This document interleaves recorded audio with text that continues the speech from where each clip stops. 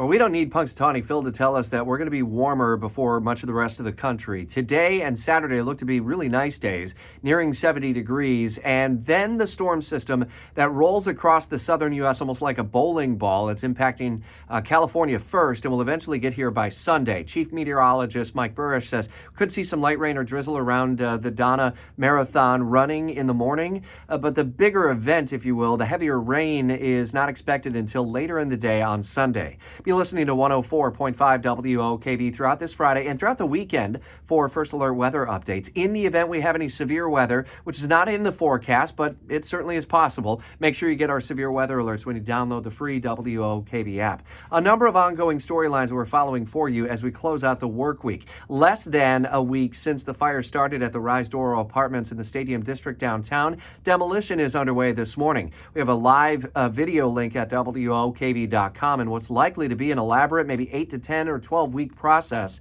And throughout, it's expected that we'll see some street closures. As of now, we still see Intuition Ale Works and Manifest Distilling closed. It's unclear whether they may be able to open during the duration of the demolition. And lingering questions about how that fire started, first of all, on Sunday, and whether the company behind Rise Doro may ultimately use different materials in the rebuild of that facility. Among the many questions we're working to get answered.